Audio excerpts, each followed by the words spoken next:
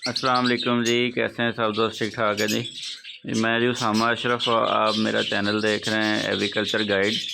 अच्छा, आज जो है ना आपको एक पेयर का रिज़ल्ट दिखाना है। एक होता है पॉसिबल सिपलेट कि कोई भी बर्ड किसी चीज़ का सिपलेट होगा या नहीं, उसके 50-50 चांसेस होते हैं। लेकिन मैं जिस पेयर का रिज़ल्ट आपको दिखाने लगा हूँ वो इम्पॉसिबल सिपलेट था, मतलब कि दूर दूर तक कोई चांसेस नहीं थे जो उसने बच्चे निकाले हैं। अच्छा, अब वो पेयर मैं आपको दिखाता हूँ जी। ये उसका मेल बैठा है, ठीक है जी। ये ब्लू अपलाइन का मेल है, ठीक है। और इसके साथ जो फीमेल है वो लेइंग करके बैठी है। कोशिश करता हूँ कि बाहर आ जाए आगे, ठीक है जी। ये वायलेट अपलाइन ब्लू 2 की फ़ीमेल है, ठीक है। ये है वायलेट अपलाइन लेकिन ब्लू 2 की फ़ीमेल है। तो मेल इसका ब्लू अपलाइन है और फीमेल इसकी ब्लू 2 अपलाइन है। अब इस के जो पेरेंट्स हैं वो भी मेरे पास ही थे। अच्छा, अब इसके पेरेंट्स का मैं आपको बताता हूँ। इनके पेरेंट्स थे जी पार ब्लू प्लाइन का मेल और पार ब्लू प्लाइन की ही फीमेल थी, मतलब कि दोनों पेरेंट्स इसके पार ब्लू प्लाइन थे। और उसमें से जितने भी ब्लू प्लाइन आए थे वो मैंने रोक लिए थे कि चेक करने के लिए कि उनमें से ब्लू 2 कौन सा निकलता है और कौन नहीं। जब मैंने टेस्ट ब्रीड ली तो ये जो फीमेल है वायलेट कलर में जो स्टिक पे बैठी है ये ब्लू 2 निकली, और जो पीछे मेल है ब्लू प्लाइन का वो ब्लू 1 ही निकला। तो मैंने जो है इनकी टेस्ट ब्रीड पिछले साल ली, तो इस साल मैंने इनको बहन भाई को आपस में ही पेयर अप कर दिया क्योंकि इनके साइज़ अच्छे हैं, कलर अच्छे हैं। तो मेरा था कि पार ब्लू प्लाइन जो इसमें से जितने बच्चे भी आएंगे वो सारे के सारे पार ब्लू प्लाइन ही आएंगे, ब्लू प्लाइन कोई नहीं आएगा। तो मैंने कहा सारे बच्चे पार ब्लू प्लाइन आएंगे और अच्छे कलर में अच्छे साइज़ में आएंगे तो इसको ब्रीड करवाना चाहिए। तो मैंने इनको आपस में जो है पेयर अप कर दिया। अब इसमें से सिर्फ पार ब्लू प्लाइन ही आने चाहिए थे और इसमें से कुछ नहीं आना चाहिए था, लेकिन इसमें से जो रिज़ल्ट आया है वो मैं आपको दिखाता हूँ। ये देखें जिसका 10-11 को अंडा आया था, 3 बच्चे इसके निकले थे। 2 बच्चे मैंने बॉक्स नंबर 19 में फोस्टर कर दिए थे और 1 बच्चा बॉक्स नंबर 4 में।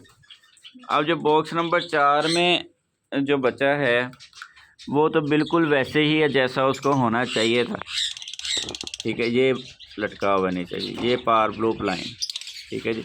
बहुत ही ज़बरदस्त क्वालिटी के अंदर जो है ये पार ब्लू प्लाइन इनका बच्चा है, ठीक है। अब ये तो समझ में आ गया क्योंकि ये आना ही आना था इसमें से, और तीनों बच्चे ही पार ब्लू प्लाइन आने चाहिए थे।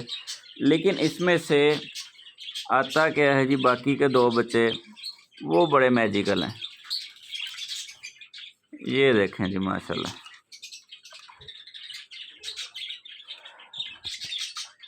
पार ब्लू डाइल्यूट अपलाइन।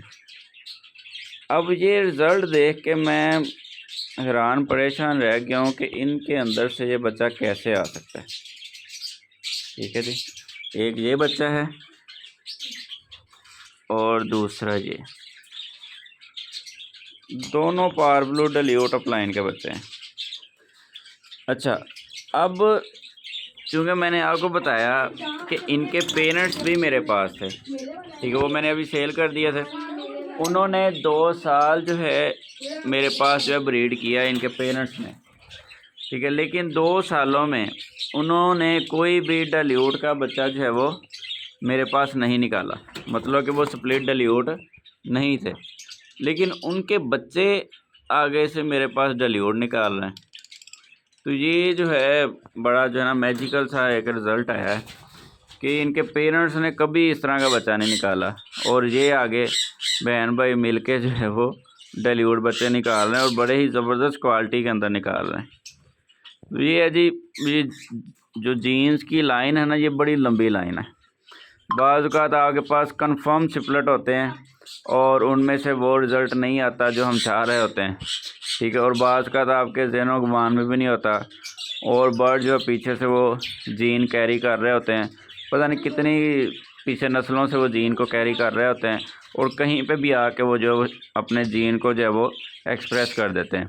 अब ऐन मुमकिन है कि इनके जो पेरेंट्स थे उनमें से मेल या फीमेल दोनों में से कोई एक स्प्लिट डाइल्यूट था, दोनों नहीं थे।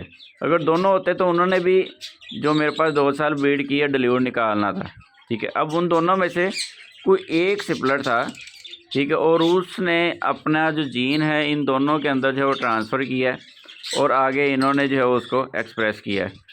ठीक है। तो ये बड़ी लंबी गेमें चलती हैं, ये सारी अल्लाह की जो है वो बनाई हुई चीज़ें, अल्लाह की कारकर्दगी है कि कैसे नस्ल दर नस्ल जब वो एक जीन चलता है।